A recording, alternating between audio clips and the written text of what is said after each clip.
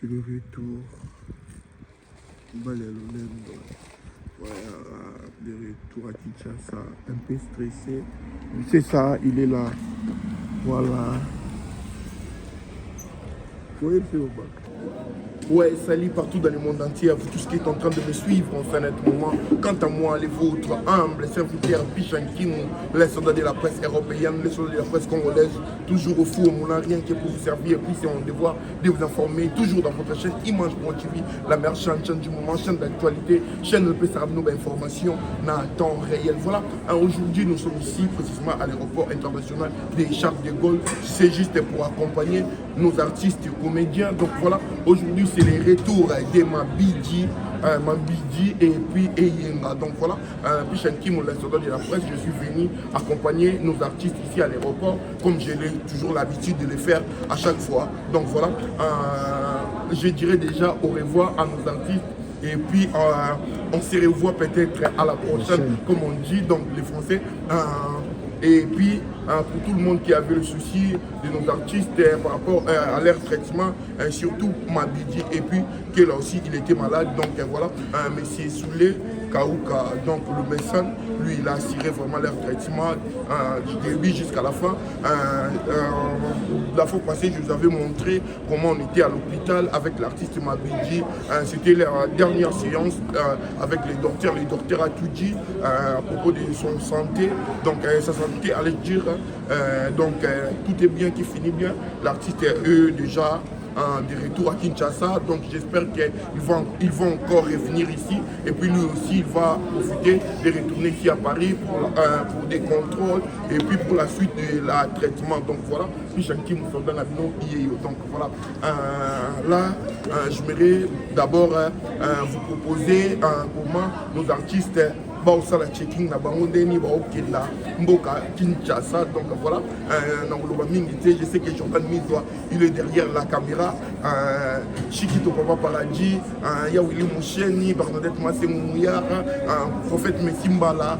Donc heureux mariage à vous avec notre mamie Lisette Moutombo Mbala. Donc voilà, tous à côté à Belgique et vous les bien. Merci notre Jean Mampouya, merci na bamese nyonso oyo ba benga qui de partout, surtout bazaki na souci à artiste Mabidi o ya qui pena a pour musala et puis bazaki na souci à santé naé. Je vous rassure déjà makamuto ko kende bien de balobaka ba santé mutu balobaka on a tilité. Donc voilà, puis chanki mon abino na la sabino wa image après tout mes kabozonga lisusu. Voilà.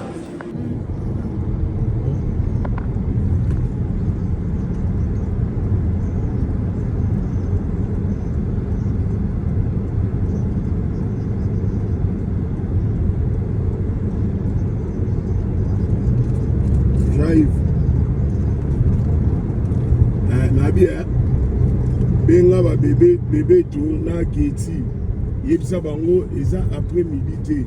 Donc lobby 6h bas en aéroport. Donc vous allez commencer à 6h30.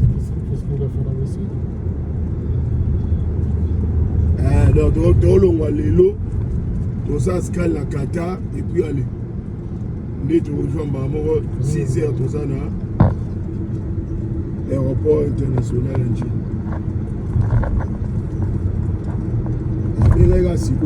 Yo siko ba blog wana ezali wana na be na zone match avion tom c'est à moi pas si connexion ici là mais tel que batterie ba les misato na benga yo comme ça on va ndeni gérer bango.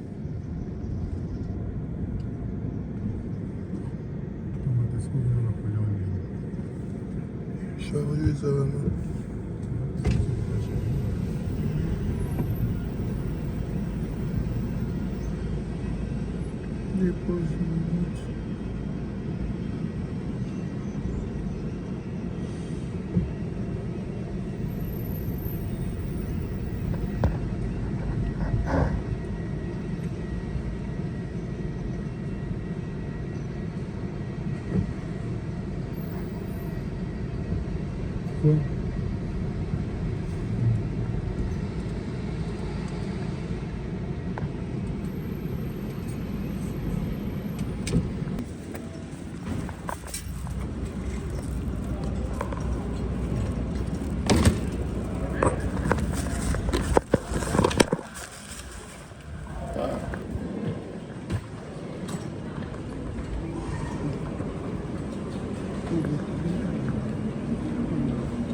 Il est tout droit, tout droit.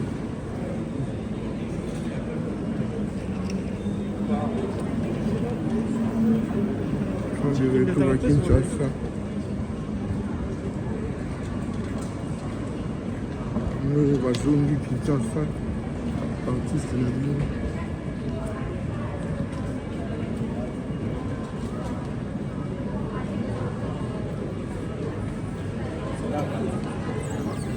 Voilà. Qatar.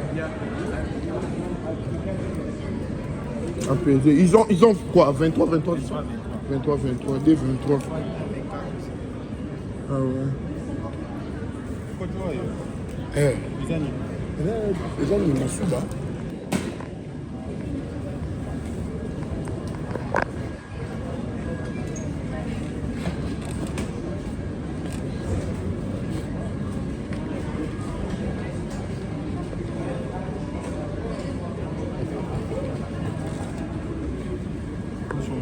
Ah pardon, oui.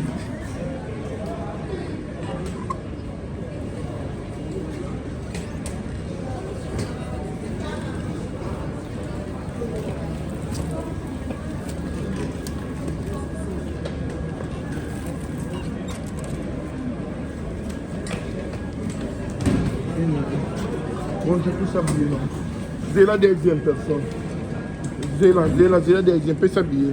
Il faut y aller loin ou remplacer pour nous. Même s'habiller là, on peut s'habiller.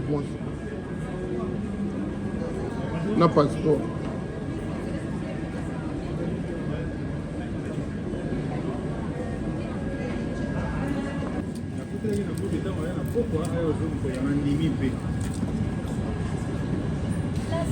C'est bon.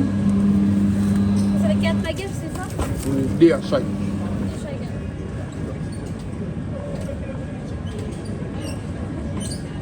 Bagage, il est passé.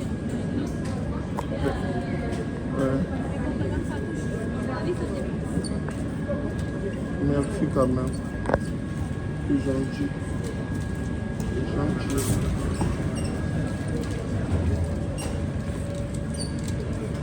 Les bagages, je vais récupérer à Kinshasa. À Kinshasa direct. Hein? Donc ça sert à rien à Qatar de chercher. Donc, ah, les deux, troisième bagage, c'est ça. Wow. Je vais vous monsieur de l'étiquette. L'étiquette?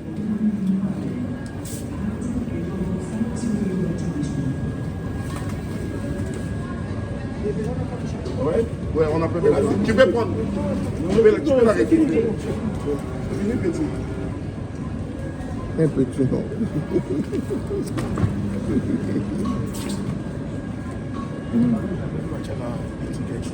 Ouais. Oh bah taper la vision qu'on a. Lui.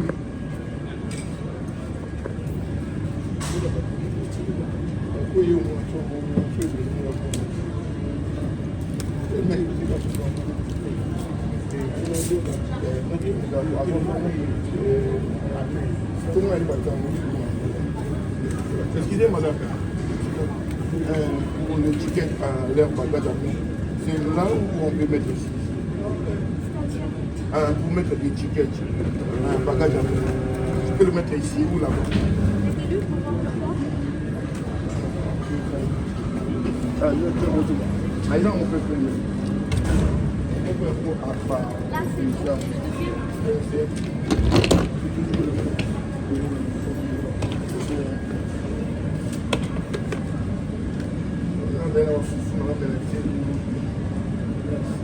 D'accord, ça c'est la carte d'embarquement Dora, Kinshasa, avec le reste du bagage juste derrière. Ça vous le rangez. Oh, il y a Dora. Un. Chacun. Ça c'est de Paris. 20e. Oh, Bobo Mbango, oh, ça, Paris, Doha. La Ah, porte là. porte 28. C'est ici ou faut aller plus loin? Derrière, c'est juste derrière? Ouais. Oh, yo, 24. Oh, yo, oh, il y a un beau salle là. Ah. Oh, il y a un balende, il y a un beau salle là. Doha, Kinshasa. Premier beau banana, oh, il est beau. Ça, on a six. Donc, oh, là, ça. Merci beaucoup, madame. C'est gentil de te parler. Merci.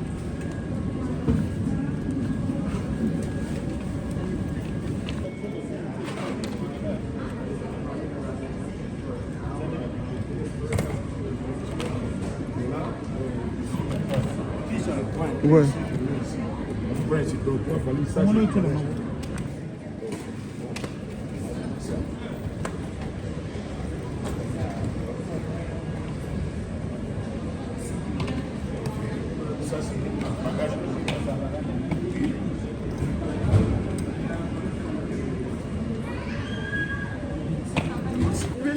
C'est commencé déjà.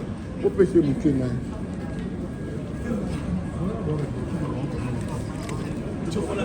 Oui.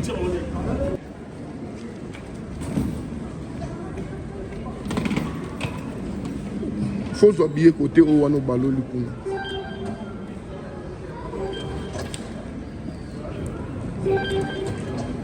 Ballon là côté ni ya. Nga suki a. Mabidi.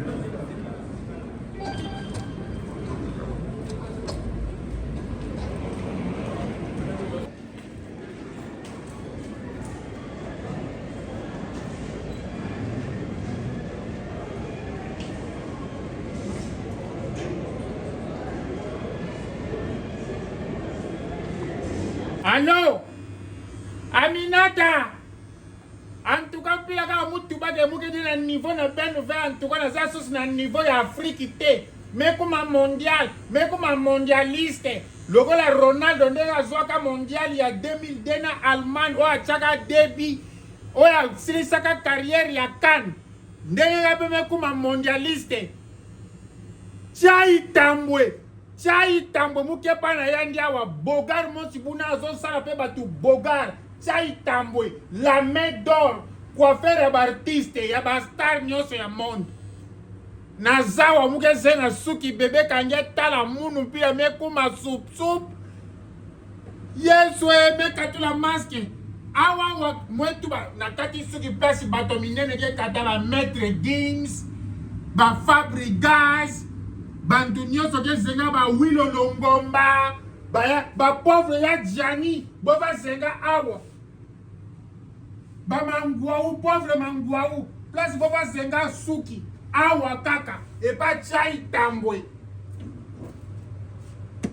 Ba boss de boss, Teddy Tendai Maboko Band, Teddy Tendai Maboko Band, Yandim Pisuki la zenga kakawa.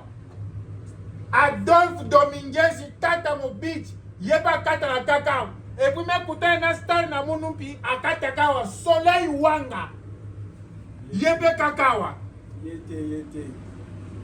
yete les agiteurs on a dit débutants artiste confirmé rien à dire. Ok la main d'or. En tout cas, muke tubilange awa wande ba star. Soko za star ya solo ndoko katao. Soko za na star moga ya bongo star mosi bunange star ya bongo ndoko za libanda. Awa kaka ba star ya makasi ba star yake na kombo woke na zina. Taka ba Maître Gims, ba papa vide loin papa na mun akata kakao. Mbadio sombo awa yeyo Tchai Tambwe. Kela yanga ni pe wazo zela ye atakwisha zenga. Mobikisi atakwisha zenga kakao. Ngasi koyo babu samu deja sup Aminata Nzambi na monwe. Ba ma bichu nyonso tumuka na besoin botula ba point. Mpila me basika mpila beauté me bimamu me vutula beauté na mu ya ma Nelita ba pauvre maman Nelita ba butamu l'air mo fa bébé l'air mu nguluma. Yesu nanga mwe vande kitoko na mwe salave. Merci la main d'or. Merci la main d'or. Tchai Tambwe. Mobali kitoko nyetala mobali di tama pete bon sombuma tomate. Yesoka simbi mutuna yo en tout cas. Ngeme kuma directement na beauté. Ah!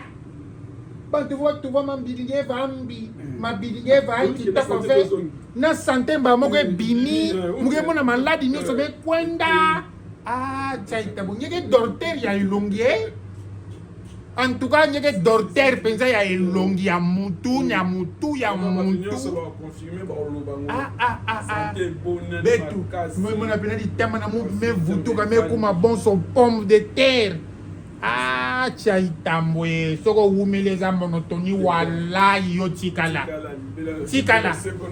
Aminata na kati pardon me kuma fier parce que longi na mo me kuma déjà longi mo sibuna bonso me katuka lola na yi. C'est Aminata, c'est pas encore fini hein. C'est la retour ya papa bon mo na nouvelle. Na kati yo na kati yo pardon. Na kati.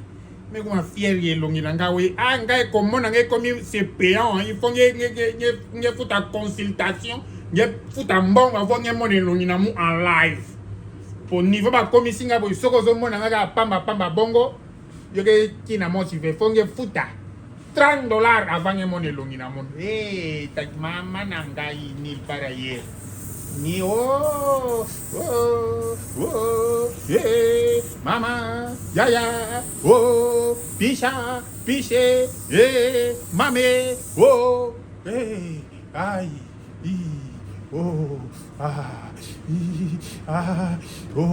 musus yangako mama yes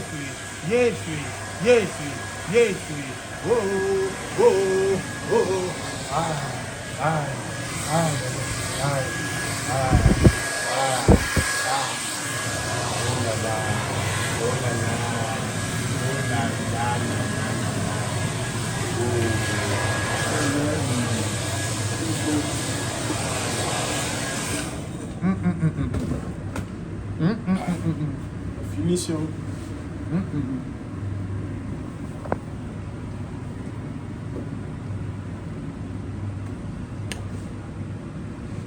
Mon heure de ce boulot minuit 25. Donc tant déjà lobby zo banda musala pesili minuit 25.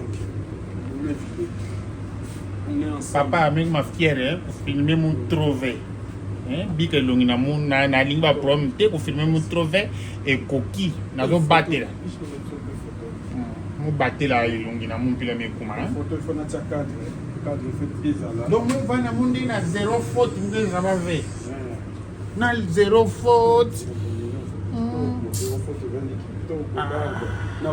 Barbe nyonso tunge mwe mona penza mke mona tout tala kwena yo tala kwena nzela siko ba pasola ba tu misu me yo ba pasola yo misu te ba pasola yo misu te me ba tie mo metuna mu soup mo sibuna yo sala lengi kesko na vient na biso wazeko siko wazeko akanisa za ye moko moto original nango muva mwendila makwela namu bewa mwatange be muvai mutabelela mokili mobimba bowamu mutabelela epaya mimi awamu mekuma zoba ya makwela nange muvai kangula yange mutima ngebika mukimya kata makwela mama oh muvai mama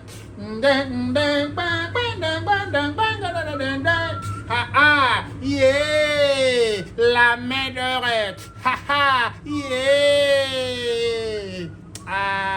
chaitambwe pepe kale ya panya futumuka muyimbila ndinkunga ya mbote mpila muyimba mvula mwana ovie joski kyambukuta yimba mama Janete mpilange yimbila dadi yeah. Ooh yeah la main d'oreille chai mwedila kange yeah. Mama Anita, Denise, moi dit la kange. Ooh yeah, Pisha, Nkinu, et Amina, son père, Cornelie, son père, Daniel, Manzeka, Shadrake, Manzeka, Jibrile, Biaki, Jimmy, Belawo, Damien, Mandondo, Stone, Maviakio, Freddy, Madidi, Mwendi la Kabe. Oh yeah, oh yeah, oh yeah. Ah, et bon, et il y a par rapport à Moutuna qui va bon ce ballon à rugby, ce qu'il y a au salon comme à tout droit. Ouais, et il y a bongapé. A bongapé. Vanda pilote mon passage, bébé. Chéra sola kamu imbila yandi mama. Beba fuka mamu tele masalembo la mu. Ngeke bombo namu, ngeke bombo namu, zeze, oh, kentu ya Congo, mazabange mona pasi, bika mutu bilange, bika bayi na boyindula, munange beta kukaveo. Mutima na mumesangisa maloba mutasongange. Kentu ya Congo mazabange mona mpasi bika mutu bilange. Kutubadia kave mama kento namo. Okana mutima nange mebwa mumenangula. Bapa sinange memana mumenangula. Kento namo.